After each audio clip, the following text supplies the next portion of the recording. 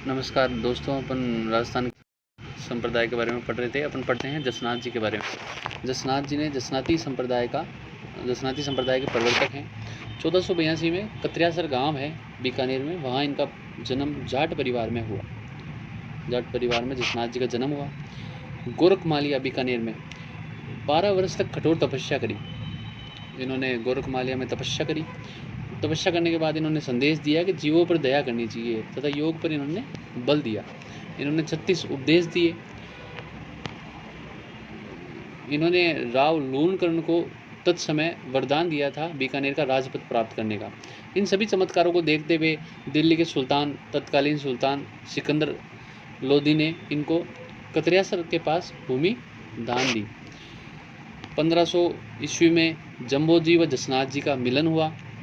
दो महान संतों का मिलन हुआ। 1506 ईस्वी में मात्र 24 वर्ष की आयु में कत्रियासर में जीवित समाधि ली इन्होंने। मतलब इनका संपूर्ण जीवन कत्रियासर बीकानेर की भूमि के आसपास बीता। इनके उपदेश सिंबुदड़ा ग्रंथ सिंबुदड़ा व कोड़ा ग्रंथ में संग्रहित हैं। इनके उपदेश वर्ष में 3 बार मेला लगता है। अश्विन शुक्ल सप्तमी को जब इन्हें ज्ञान की प्राप्ति हुई, इनको बोध हुआ। दूसरा माघ शुक्ल सप्तमी को और तीसरा चैत्र शुक्ल सप्तमी को।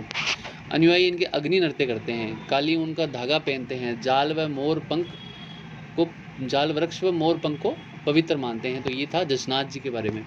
अब अपन पढ़ते हैं संत हरिदास जी के बारे में। संत हरिदास जी के बारे में देखते हैं तो पता चलता है कि इन्होंने निरंजनी संप्रदाय के संस्थापक थे। जन्म इनका डीडवाना कापड़ोद में हुआ 1455 ईस्वी में। मूल नाम इनका हरि सिंह साखला था। पहले ये डाकू थे। बाद में जब ये सन्यासी बने, इनको बोध प्राप्ति हुई तो इन्होंने अपना नाम हरिदास रखा। निर्गुण भक्ति पर जोर दिया, परमात्मा को अलख निरंजन का। इनका संप्रदाय भी निरंजनी संप्रदाय है। अलख निरंजन परमात्मा को बोलते हैं संप्रदाय में। इनके विचार 2 पुस्तक हैं, इम्पोर्टेंट भी है। मंत्र राज प्रकाश, हरि पुरुष की वाणी। डीडवाना में इनका देहांत हुआ। तो ये था हरि जी सांखला के बारे में। अब अपन पढ़ते हैं संत दादू दयाल।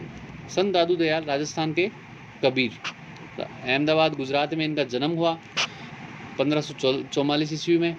लोदीराम ब्राह्मण ने इनका पालन पोषण किया।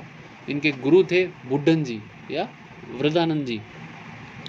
1568 में सांबर में रहने लगे, लेकिन सांबर में काजियों ने इनको बहुत परेशान किया। सांबर में दुनिया का कार्य करते थे। दुनिया मतलब कपास से रुई धुनने का कार्य करते थे। वहीं उन्होंने उपदेश देना शुरू किया। फिर 1575 ईस्वी में 25 शिष्यों के साथ में यहाँ आमेर गए। 1585 में मुगल सम्राट अकबर से भेंट करने हेतु फिर फतेहपुर सीकरी की इन्होंने यात्रा करी। 1602 में फुलेरा के समीप नारायणा में आ गए। वहाँ उन्होंने देह त्याग करी। दादू के पार्थिव शरीर को उनके निर्देशानुसार बेहराना की पहाड़ी के नीचे दादू खोल नामक स्थान पर रखा गया। क्योंकि अपने को पता है कि दादू संप्रदाय में सबको गाड़ते या जलाते नहीं है, बल्कि एक स्थान पे खुला छोड़ देते हैं। साधुकड़ी भाषा में इनके उपदेश है। ब्रह्म, जीव, जगत, मोक्ष, इन सब पर इनके उपदेश साधुकड़ी भाषा में हैं। इनकी बुक है दादू की वाणी, दादू का दूहा। दादू को राजस्थान का कबीर बोलते हैं। इसके पीछे ये है कि कबीर की तरह दादू भी सुधारवादी, आचरण व मोक्ष के मूल्य को मानने वाले, परम तत्व की तलाश करने वाले, निर्गुण भक्ति करने वाले। दादू ने कर्म कांड, जाति प्रथा, मूर्ति पूजा, रूढ़िवादिता आदि का घोर विरोध किया। दादू के शिष्य गरीबदास जी व मिस्किनदास जी जो इनके पुत्र भी थे, शिष्य थे। सुंदरदास जी, रजब जी, बखना जी, ये इनके शिष्य थे। टोटल 152 प्रधान शिष्य थे, जिनमें 100 एकांतवासी थे। जबकि 52 शिष्यों ने जगह जगह जाकर दादू द्वारों की स्थापना करी। इसलिए ये 52 स्तंभ कहलाते हैं दादू संप्रदाय के। सत्संग स्थल को अलग दरीबा कहते हैं। निपक भक्ति आंदोलन दादू दयाल द्वारा शुरू किया गया। दादू पंथ में मृत व्यक्ति को जलाते या दफनाते नहीं है, बल्कि उसे खुले मैदान में पशु पक्षियों खाने के लिए छोड़ देते हैं।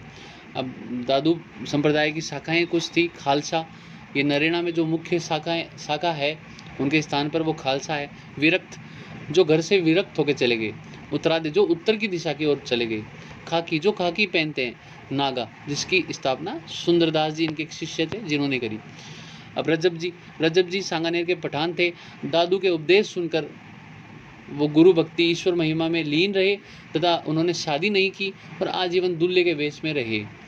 रजब जी की पुस्तकें हैं रजब वाणी व श्रवंगी। अब अपन पढ़ते हैं सुंदरदास जी जो इनके दूसरे शिष्य थे, प्रमुख शिष्य थे। मुख्य केंद्र गोटेलाव दौसा में है। इन्होंने नागा शाखा की स्थापना सुंदरदास जी द्वारा की गई। नागा शाखा के साधुओं ने मराठा के खिलाफ जयपुर के राजा प्रताप सिंह का सहयोग किया। इनके रहने का स्थान, नागा साधुओं के रहने का स्थान छावनी कहलाता है। सुंदर विलास सुंदरदास जी की रचना है। अब अपन बात करते हैं दादू दयाल जी के बाद में चरणदास जी की। चरणदास जी बनिया जाति से थे। इनका जन्म स्थान डेहरा अलवर में है। मुख्य केंद्र दिल्ली। पहले इनका नाम रणजीत था।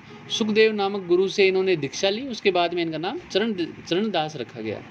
अनुयायी को 42 उपदेश दिए।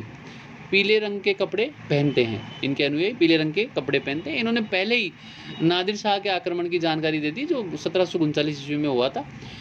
संप्रदाय में जो सब लोग हैं जो इनके अनुयायी है वो स्वयं को भगवान श्री कृष्ण की सखी मानकर उनकी पूजा करते हैं। ये इंपॉर्टेंट चीज़ है कि ये सगुण और निर्गुण दोनों भक्तियों का इन्होंने संदेश दिया। मेवाती भाषा में इन्होंने उपदेश दिए।